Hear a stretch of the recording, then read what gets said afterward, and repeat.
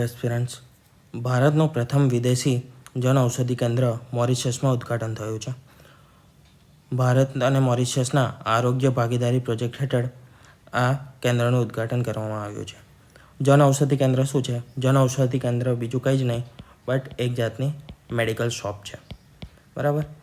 હવે normal medical shop તો છે જ. આ મેડિકલ શોપ અલગ કેવી રીતે છે? તો અહીંયા મેઇનલી જીનેરિક મેડિસિન્સ વેચવામાં આવે છે. જીનેરિક દવાઓ પૂરી પાડવામાં આવે છે, વેચાણ કરવામાં આવે છે. તેટલા માટે આ શોપ અલગ છે. આ ગવર્મેન્ટ દ્વારા શરૂ કરવામાં આવી છે યોજના. બરાબર. એ કઈ યોજના છે તે આગળ જોઈએ. જીનેરિક દવાઓ એટલે શું? જીનેરિક દવાઓ બ્રાન્ડેડ દવા જેવી જ રચના ધરાવે છે, પરંતુ પેટર્ન સમાપ્ત થઈ ગયા પછી બનાવવામાં આવે છે.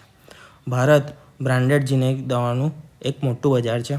ઘણી બધી ફાર્મા કંપનીઓ પોતાની બ્રાન્ડની જીનેરિક દવાઓનું વેચાણ કરે છે. ટ્રેડ જીનેરિક દવાઓ સીધી હોસ્પિટલો અને દવાખાનાને પૂરી પાડવામાં આવે છે, તેથી માર્કેટિંગ ખર્ચની ગેરહાજરી હોય છે. હવે જીનેરિક દવાઓ સસ્તી કેમ બને છે? ક્વોલિટી ઓછી હોય છે એવું કંઈ નથી હોતું, પરંતુ જીનેરિક દવાઓ સસ્તી હોવા પાછળના કારણ છે એડનો કોઈ ખર્ચો નથી, માર્કેટિંગનો ખર્ચો નથી, રિસર્ચનો ખર્ચો નથી, ક્લિનિકલ ટ્રાયલ્સ નથી થતા, કેમ કે આ બધું ઓલરેડી જે કંપનીએ પેટન્ટ મેળવી હતી એ કંપની કરી ચૂકી છે. એટલે રિસર્ચ નહીં, ક્લિનિકલ ટ્રાયલ્સ નહીં, માર્કેટિંગ નહીં, કોઈ પણ વસ્તુ નથી થતી. આ બધી વસ્તુઓનો ખર્ચો નથી હોતો, એટલા માટે જીનેરિક દવાઓ સસ્તી હોય છે. હવે યોજનાની વાત કરીએ તો પિતૃ યોજના એટલે કે એની પેરેન્ટ યોજના કઈ છે? તો PM ભારતીય જનઔષધિ પરિયોજના એ ફાર્માસ્યુટિકલ વિભાગ દ્વારા શરૂ કરવામાં આવી હતી. તેના અંતર્ગત ઔષધિ કેન્દ્ર મેડિકલ સ્ટોર્સ નામના વિશિષ્ટ આઉટલેટ ખોલવામાં આવે છે, જેમાં અહીંયા પોષણક્ષમ નહીં આવે, ઓછા ભાવે આવશે.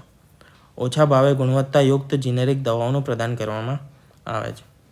હવે આ જે યોજના છે તેનું અમલીકરણ કોણ કરે છે? કયા મિનિસ્ટ્રી દ્વારા કરવામાં આવે છે? તો અમલીકરણ ફાર્મા અને મેડિકલ બ્યુરો ઓફ ઇન્ડિયા અને રસાયણ મંત્રાલય દ્વારા કરવામાં આવે છે. રસાયણ ખાતર મંત્રાલય અને PMBI pharma medical bureau of India. Pharma medical bureau of India શું છે? એક સરકારી એજન્સી છે જે જનઔષધિ કેન્દ્ર દ્વારા જીનેરિક દવાઓનો પુરવઠો, પ્રાપ્તિ અને માર્કેટિંગનું સંકલન કરે છે. તે ફાર્માસ્યુટિકલ વિભાગનો જ એક ભાગ છે અને PM ભારતીય જનઔષધિ યોજનાનું અમલીકરણ માટે જવાબદાર સંસ્થા છે. જનઔષધિ કેન્દ્રોના લાભ શું છે? તો પહેલી વસ્તુ, દવા સસ્તી થઈ જાય છે. એના લીધે ખરીદ ક્ષમતા વધી જાય છે દવાની. બરાબર. ખરીદ ક્ષમતા વધશે તેટલી આરોગ્ય સંભાળમાં જે ખર્ચ થાય છે નોંધપાત્ર, એમાં ઘટાડો થઈ જશે સારો એવો. ખિસ્સામાં વધારે પૈસાઓ નહીં ખર્ચો થાય દવા પાછળ, મેડિકલ પાછળ. તેના લીધે આરોગ્ય સ્વાસ્થ્ય સુધરશે દેશનું. દવાઓની સુલભતા વધશે. જરૂરી દવાઓ અગાઉથી ઓછી સેવા અને વધુ વિસ્તારોમાં સરળતાથી ઉપલબ્ધ કરાવી શકાશે. તર્કસંગત દવાઓના ઉપયોગને પ્રોત્સાહન. આ કેન્દ્રો દ્વારા યોગ્ય અને ઉપયોગની અંગેની માહિતી અને પરામર્શ આપવામાં આવે છે, જેના લીધે એક તો દુરુપયોગ ઘટશે અને વધુ પડતો ઉપયોગ પણ ઘટાડવામાં મદદ થશે. હવે મોરિશિયસ દેશ વિશે પણ જોઈ લઈએ. એના વિશે પણ તમને કોઈ ક્વેશ્ચન ફેક્ટ્સ નીકળી શકે છે, જીકેના ક્વેશ્ચન નીકળી શકે છે એક્ઝામમાં. તો મોરિશિયસ ક્યાં આવેલું છે? સૌથી પહેલી વાત તો મોરિશિયસ એ આફ્રિકાના પૂર્વ કિનારે આવેલું છે. હવે આ જેમ કે નકશો છે, બરાબર, આપણો આ ઇન્ડિયા છે,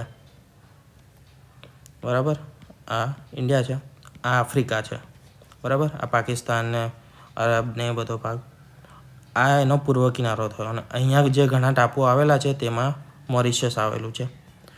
એ જ્વાળામુખીમાંથી બનેલો ટાપુ છે અને કોરલ રીફથી ઘેરાયેલું છે. કોરલ રીફ એ તમારો જિયોગ્રાફીનો ભાગ છે. એની રાજધાની કઈ છે? એની રાજધાની છે પોર્ટ લુઈસ. અને કઈ ભાષાઓ બોલાય છે?